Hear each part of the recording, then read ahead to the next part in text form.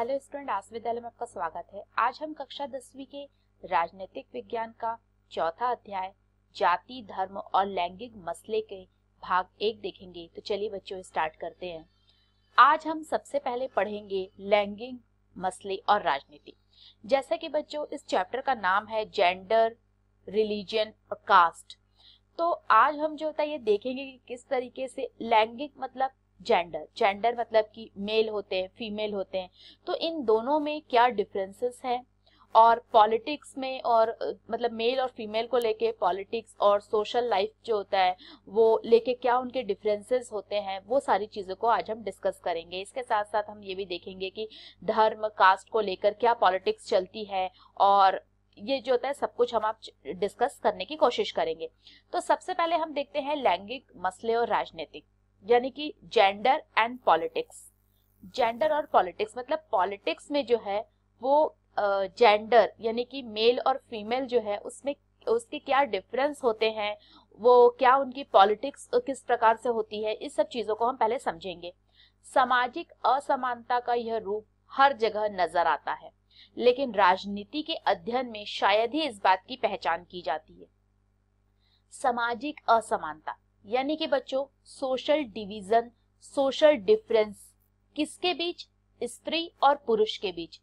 जो औरत होती है और जो मर्द होते हैं उनके बीच हम देखते हैं, अगर आप अपने परिवार में देखो, अपने आस पड़ोस में देखो, या फिर अपने गांव में देखो, शहरों में देखो, किसी आप राज्य में देखो या देश में देखो या फिर विदेशों में देखो, तो हमें बच्चों ये बहुत आसानी से जो है इस तरीके की डिफरेंसेस, हमें सोशल डिवीजन जो है वो देखने को मिल जाएगा कि कुछ काम जो है वो पर्टिकुलर हम लोग ने ऐसा मान लिया है कि वो जो है वो पुरुष का ही काम है, और कुछ काम ऐसा है जो स्त्रियां ही करेंगी। तो इस तरीके की जो है सामाजिक असमानता होती है। लेकिन अगर हम पॉलिटिक्स की बात करते हैं, राजनीति की बात करते हैं, तो सोशल डिवीजन को उतना पॉलिटिक्स में जो है वो लाया नहीं गया है। आपको एक चित्र दिख रहा है जो बंगाल का एक पोस्टर है, इसमें ना नारी शक्ति का उद्घोष बता रहा है, मतलब नारी शक्ति को प्रदर्शित किया जा रहा है। लैंगिक असमानता को स्वाभाविक या कहे कि प्राकृतिक और अपरिवर्तनीय मान लिया जाता है। ठीक है, सबसे पहली बात होती है कि जो जेंडर जो असमानता है, जो जेंडर है मतलब जो लिंग है, उसमें जो असमानता है उसको या तो हम लोगों ने क्या किया है कि बिल्कुल उसको नेचुरली एक्सेप्ट कर लिया है कि हाँ ये तो है कि अगर कोई बाहर का काम है तो वो जो है वो पुरुष करेगा, लेकिन अगर घर का काम है तो वो स्त्रियां करेंगी। स्त्रियां जो है वो बाहर जाके काम नहीं करेंगी और पुरुष जो है वो घर का काम नहीं करेंगे।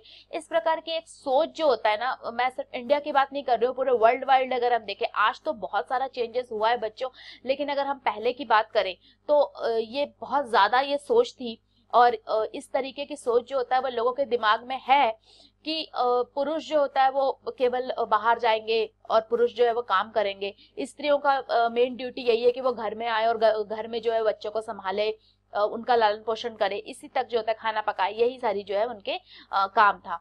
और इसको एक नेचुरली या प्राकृतिक रूप से मान लिया है, और लोगों ने ये भी मान लिया है कि इसमें किसी प्रकार का जो होता है वो चेंज नहीं होना चाहिए। लेकिन लैंगिक असमानता का आधार स्त्री और पुरुष की जैविक बनावट नहीं, बल्कि इन दोनों के बारे में प्रचलित रूढ़ छवियां और तयशुदा सामाजिक भूमिकाएं हैं। लेकिन अगर मैं बात करूं कि ऐसा नहीं है कि बायोलॉजिकल रूप से जो है वो भगवान ने, अगर हम देखें तो बायोलॉजिकल लड़की को बहुत ज्यादा अलग बनाया और पुरुष को बनाया, नहीं। अगर कुछ चीजों को हम छोड़ दे तो अगर हम देखते हैं तो उनकी शरीर की बनावट भी वो सेम होती है। तो ऐसा नहीं है अगर वो काम जो है पुरुष कर सकते हैं तो वो काम स्त्रियां भी कर सकती है। लेकिन ये हमारी जैविक बनावट नहीं होती है, बल्कि ये जो डिफरेंसेस है वो क्यों है?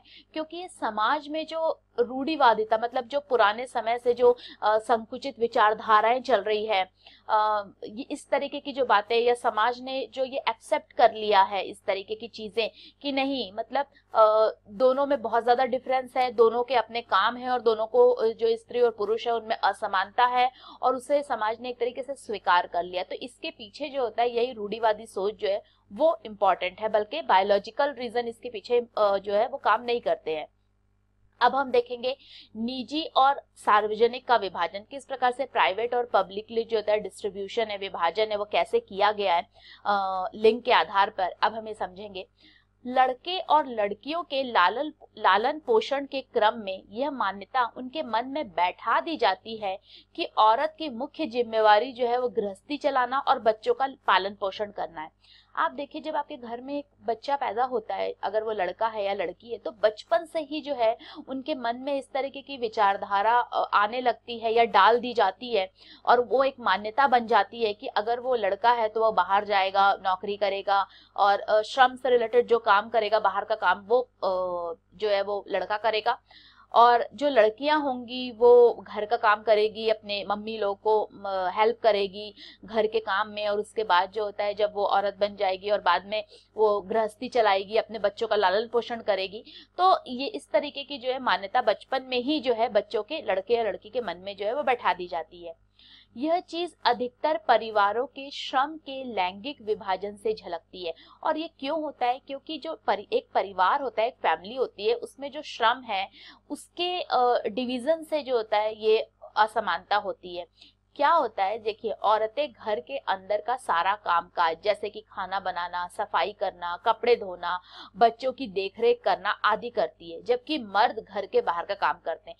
तो ये श्रम का विभाजन, मतलब श्रम मतलब कि कार्यों का जो विभाजन है वो कर दिया जाता है, जिसकी वजह से जो है ये लोगों के मन में या बच्चों के मन में शुरू से ये भावना हो जाती है, क्योंकि वो अपने बड़ों को भी ऐसा देखते हैं कि जो उनके पापा है वो बाहर जाके काम कर रहे हैं, चाहे वो खेती कर रहे हैं, जॉब कर रहे हैं, और जो उनकी मम्मी है वो घर का काम कर रही है, वो खाना बनाती है, कपड़े धोती है, बच्चों का लालन पोषण करती है, सफाई करती है। तो ये इस तरीके की जो चीजें हैं वो शुरू से ही लोगों के मन में जो है वो बैठा दी जाती है। ऐसा नहीं है कि मर्द ये सारे काम नहीं कर सकते, ऐसा तो नहीं है कि मर्द नहीं कर सकते हैं सारे काम। दरअसल वे सोचते हैं कि ऐसे काम को करना औरत के जिम्मे है। बच्चों, बात सिर्फ एक इंपॉर्टेंट समझना, बात सिर्फ सोच की है। यहाँ पे इस तरीके की मान्यता, मैं सिर्फ भारत की बात नहीं कर रही हूँ, सभी जगह की ये बात है। आज बहुत ज्यादा चेंजेस आ गए हैं, लेकिन अगर हम पहले की दशा को देखें तो हम ये देखते, अगर हम इतिहास को उठा के देखें तो हमें देखते हैं कि लोगों की यही मानसिकता अभी तक डेवलप थी कि जो मर्द होंगे वो चाहे तो वो सारा काम कर सकते हैं जो एक औरत करती है, लेकिन वो ये नहीं करते हैं क्योंकि उनकी सोच ये है कि नहीं, ये काम की जिम्मेदारी जो है वो औरत की होती है। पर जब सिलाई और कटाई से लेकर उन्हें सारे काम के पैसे मिलते हैं तो मर्द यही खुशी खुशी काम करके बाहर भी करते हैं। आज आप देखिए, आज ऐसा तो नहीं है कि सिर्फ जो होता है वो, आज आप टेलर की शॉप में जाइए, अपने घर के किसी आसपास को देखिए, टेलर की शॉप को जाइए, उसी को थोड़ा सा अगर हम जब सिटी में चले जाते हैं तो वो डिजाइनर बन जाते हैं, बुटीक बन जाते हैं, फैशन डिजाइनर हो जाते हैं। आज आप देखिए, आज इतने बड़े बड़े फैशन डिजाइनर है, लाइक वो मनीष मल्होत्रा हो, आपके सब्यसाची, ये सब कौन है? फीमेल तो नहीं है, ये तो मेल ही है ना। तो आप देखिए, जब इनके पैसे मिलते हैं लोगों को, तो यही काम मर्द जो है वो खुशी खुशी करते हैं, लेकिन घर के बाहर, लेकिन वो घर के अंदर इसलिए नहीं करते हैं क्योंकि उनकी सोच ये डेवलप है कि ये काम औरतों का है। अधिकांश दर्जी, जैसे कि मैंने आपको पहले बताया कि जो टेलर होते हैं या होटल के रसोइये पुरुष होते हैं। आज आप किसी रेस्टोरेंट में जाइए, आपको मैक्सिमम जो रेस्टोरेंट में कौन मिलेंगे? जो वेटर होंगे, जो मैनेजर होंगे, वो कौन होंगे? वो सारे के सारे जो होता है वो मेल होते हैं, पुरुष होते हैं। टेलर जो है, अगर आपके घर के आसपास आप देखिए तो मेन कौन होंगे? पुरुष होंगे। क्यों? क्योंकि वो बाहर काम कर रहे हैं, उनको इसके पैसे मिल रहे हैं, इसलिए वो काम कर रहे हैं। इसी प्रकार औरतें घर के बाहर काम नहीं करती हूँ, क्या ऐसा संभव है? नहीं, ऐसा भी नहीं है। आप गांव में ही देख लीजिए, गांव में कितनी स्त्रियां हैं जो पानी लाने का काम करेगी, जलावन जुटाने से लेकर, लकड़ियों को जुटाने से लेकर, खेत में खटने तक का काम करती है। वो फील्ड में भी काम करेगी, लकड़ियों को भी इकट्ठा करती है, दूर दूर से पानिया वगैरह भी जो है लेकर आती है। तो ऐसा तो काम नहीं है कि ये काम पुरुष कर रहे हैं, स्त्रियां जो है घर के बाहर काम नहीं कर रही है, नहीं, वो भी घर के बाहर काम करती हैं। शहरों में अगर हम देखें तो कोई भी गरीब स्त्री किसी मध्यम वर्गीय परिवार में नौकरानी का काम करती है। आप देखते हैं कि अगर आप किसी सिटी में देखें तो वहां पे चूंकि मध्यम वर्गीय स्त्री काम करने के लिए दफ्तर जाती है, जो मिडिल क्लास फैमिली की जो लेडीज होती है वो ऑफिस में जाती है, तो उनको कामकाज की जरूरत होती है घर में उनके काम में हाथ बटाने के लिए। तो उसके लिए क्या होती है कि जो स्त्रियां होती है वो इस मिडिल क्लास लोगों के यहाँ मेड का काम करती है, नौकरानी का काम करती है। आप देखते हैं घर में बहुत सारे जो लोग हैं वो बर्तन धोने के लिए, कपड़े धोने के लिए, झाड़ू पोछा लगाने के लिए जो है वो बाइयों को रखते हैं, मेड को रखते हैं। तो ऐसा तो नहीं है कि सिर्फ स्त्रियां जो है वो घर का काम ही कर रही है, वो भी बाहर जा रही है और उनको भी वो भी अर्न कर रही हैं। सच्चाई ये है कि अधिकतर महिलाएं अपने घरेलू काम के अतिरिक्त अपनी आमदनी के लिए कुछ ना कुछ काम करती है, लेकिन उनके काम को ज्यादा मूल्यवान नहीं माना जाता है और उन्हें दिन रात काम करके भी उसका श्रेय नहीं मिलता है। लेकिन एक जो बहुत खराब बात है वो ये है कि वो भी बहुत काम करती है औरत, लेकिन उसको जो है अपने काम के हिसाब से उनको रिकॉग्नाइज उनको जो है वो नहीं किया जाता है उनके काम को। श्रम के इस तरह के विभाजन का नतीजा यह हुआ है कि औरत तो घर की चार दीवारी में सिमट कर रह गई है और बाहर का सार्वजनिक जीवन पुरुष के कब्जों में आ गया है। मनुष्य जाति की आबादी में औरत का हिस्सा आधा है, पर सार्वजनिक जीवन और खासकर राजनीति में उसकी भूमिका नगण्य है। जबकि अगर हम सोसाइटी में अगर हम देखते हैं तो हम आधा जो है वो स्त्री है और आधा पुरुष है, लेकिन उसके बाद भी ये इक्वालिटी जो है हमें ना तो सोशल लाइफ में देखने को मिलती है ना पॉलिटिक्स में देखने को मिलती है। यह बात अधिकतर समाजों पर लागू होती है। पहले सिर्फ पुरुष को ही सार्वजनिक मामलों में भागीदारी करने, वोट देने और सार्वजनिक पदों के लिए चुनाव लड़ने की अनुमति थी। धीरे धीरे राजनीति में लैंगिक मुद्दे उभरे, लेकिन इसके साथ साथ धीरे धीरे जो है वो परिवर्तन हुआ। दुनिया के अलग अलग हिस्सों में औरत ने अपने संगठन बनाए। जब औरतों ने ये देखा कि उन्हें जो है जो समाज में और जो पॉलिटिक्स में वो बराबरी मिलनी चाहिए वो बराबरी नहीं मिल रही है, तो औरतों ने अपने आप को ऑर्गेनाइज किया, उन्होंने संगठन बनाए और बराबरी के अधिकार हासिल करने के लिए उन्होंने आंदोलन किया। विभिन्न देशों में महिलाओं को वोट अधिकार प्रदान करने के लिए आंदोलन हुआ। आप लोग को पता है बच्चों की पहले जो है जो वुमेन्स थी, जो फीमेल थी, उन्हें वोटिंग का राइट्स नहीं था, उन्हें प्रॉपर्टी का राइट्स नहीं था, बहुत सारी चीज नहीं थी। आज हम देखते हैं बहुत सारे चेंज हुए। तो ये चेंज क्यों हुए? जब औरतों ने मिलकर जो है अपने संगठन बना के अपने खिलाफ होने वाले इन शोषण के विरुद्ध आवाज उठाई। इस आंदोलन में महिलाओं की राजनीति और वैधानिक दर्जों को ऊंचा उठाने और उन्हें शिक्षा तथा रोजगार के अवसर बढ़ाने की मांग की गई। मूलगामी बदलाव की मांग करने वाले महिला आंदोलनों ने औरत के व्यक्तिगत और पारिवारिक जीवन में भी बराबरी की मांग उठाई और इन आंदोलन को नारीवादी आंदोलन कहा जाता है। नारीवादी आंदोलन क्या था? जिसमें कि महिलाओं ने यह बोला कि हमें राजनीति में भी अधिकार चाहिए, वैधानिक अधिकार चाहिए, शिक्षा का अधिकार चाहिए, रोजगार में समान अवसर का अधिकार चाहिए। जब उन्होंने अपनी यह मांग की और अपनी मांग के लिए आवाज उठाई तो उसे ही नारीवादी आंदोलन कहा गया। लैंगिक विभाजन की राजनीतिक अभिव्यक्ति और इस सवाल पर राजनीतिक गोलबंदी ने सार्वजनिक जीवन में औरत की भूमिका को बढ़ाने में मदद की।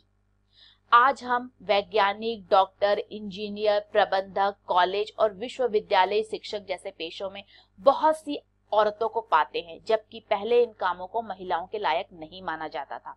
जब चेंजेस आए, लोगों की सोच में परिवर्तन आया, तो अब हम देखते हैं कि बहुत बड़े बड़े पोस्ट पे भी, चाहे वो डॉक्टर हो, कॉलेज के लेक्चर हो, इंजीनियर हो, मैनेजर हो, मैनेजमेंट का काम देखने वाले हो, इन सभी कामों में जैसे पहले जो ये समझा जाता था कि औरतें इस काम को नहीं कर सकती हैं, आज जो है औरतें उस काम को बहुत अच्छे से कर रही है। बच्चों, आज आपके सामने हम भी आपको पढ़ा रहे हैं, तो ये सब कुछ किस वजह से हो पाया है? इसी वजह से जब लोगों में चेंज आया, उनकी सोच में परिवर्तन आना प्रारंभ हुआ। दुनिया के कुछ हिस्सों में जैसे स्वीडन, नॉर्वे, फिनलैंड जैसे जो स्कैंडिनेवियाई देश हैं, उसमें सार्वजनिक जीवन में महिलाओं की भागीदारी का स्तर काफी ऊंचा है। यहाँ पे बहुत ज्यादा जो है वुमेन्स पार्टिसिपेशन है।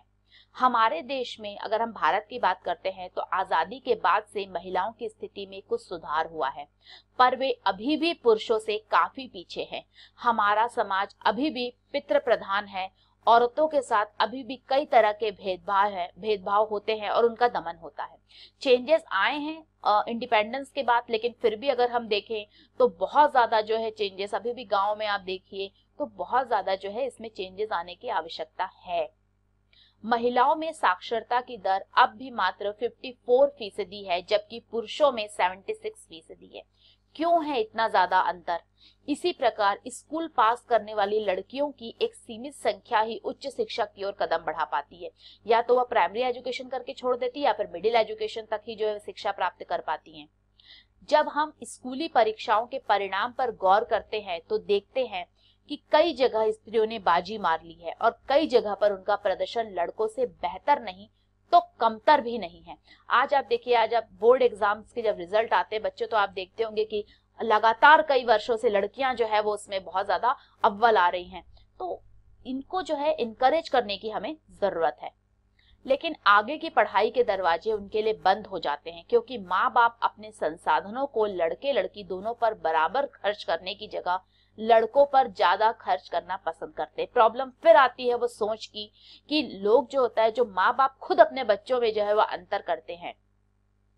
इस स्थिति के चलते अभी भी ऊंची तनख्वाह वाले और ऊंचे पदों पर पहुंचने वाली महिलाओं की संख्या बहुत ही कम है। भारत में औसतन एक स्त्री एक पुरुष की तुलना में रोजाना 1 घंटा ज्यादा काम करती है, तो उसको ज्यादातर काम के लिए पैसे नहीं मिलते, इसलिए अक्सर उसके काम को मूल्यवान नहीं समझा जाता है। अगर हम आज देखते हैं तो आज एक स्त्री पुरुष से ज्यादा काम कर रही है, लेकिन फिर भी उसके काम को उतना रिकॉग्नाइज नहीं किया जाता है। बहरहाल काम के हर क्षेत्र में, यानी खेल कूद की दुनिया से लेकर सिनेमा के संसार तक, कल कारखानों से लेकर खेत खलियान तक महिलाओं को पुरुषों की तुलना में कम मजदूरी मिलती है, भले ही दोनों ने समान काम किया हो। देखिए, ये बहुत बड़ी विडंबना है हमारे देश की कि अगर दोनों ने इक्वल जो है लेबर किया है, लेकिन उसके बावजूद भी पुरुष को जितना पैसा मिलता है उतना जो होता है उनके काम का सम्मान औरतों को नहीं मिलता है। समान मजदूरी से संबंधित अधिनियम में कहा गया है कि समान काम के लिए समान मजदूरी दी जाएगी। बहरहाल काम के हर क्षेत्र में, यानी खेल कूद की दुनिया से लेकर सिनेमा के संसारों तक, कल कारखानों से लेकर खेत खलियानों तक, महिलाओं को पुरुषों की तुलना में कम मजदूरी मिलती है। भारत के अनेक हिस्सों में माँ बाप को सिर्फ लड़के की चाह होती है और लड़की को जन्म से पहले ही खत्म कर देने के तरीके इसी मानसिकता से पनपते हैं। इससे देश का लिंग अनुपात प्रति 1000 लड़के और लड़कियों की संख्या जो है वो गिरकर 919 रह गई है, और साथ साथ नक्शा यह बताता है कि कई जगहों पर यह अनुपात गिर के 850 और कहीं कहीं तो 800 से भी नीचे चला गया है। महिलाओं के उत्पीड़न, शोषण और उन पर होने वाली हिंसा की खबरें हमें रोज पढ़ने को मिलती है। शहरी इलाके तो महिलाओं के लिए खास तौर से असुरक्षित हैं। वे अपने घरों में भी सुरक्षित नहीं है, क्योंकि वहां भी उन्हें मारपीट और अनेक तरह के घरेलू हिंसा झेलनी पड़ती है। So what did we learn today? आज हमने क्या पढ़ा और क्या सीखा? बच्चों, आज हमने देखा जेंडर एंड पॉलिटिक्स को। इसके साथ साथ जो होता है लैंगिक मसले और राजनीति को हमने समझने का प्रयास किया। निजी और सार्वजनिक विभाजन हमने देखा कि एक फीमेल और मेल के साथ जो होता है किस तरीके का अलग अलग सोसाइटी और पॉलिटिक्स में जो है उनके प्रति अलग अलग सोच होती है, अलग अलग उनके साथ जो होता है वो डिफरेंस होता है उन दोनों में। और पुरुष स्त्रियों को जो होता है उनके काम के हिसाब से भी जो है वो उनको रिकॉग्नाइज नहीं किया जाता है। तो जो भी लैंगिक मसले के अंतर्गत जो स्त्रियों की समस्या है उसको आज हमने समझने का प्रयास किया।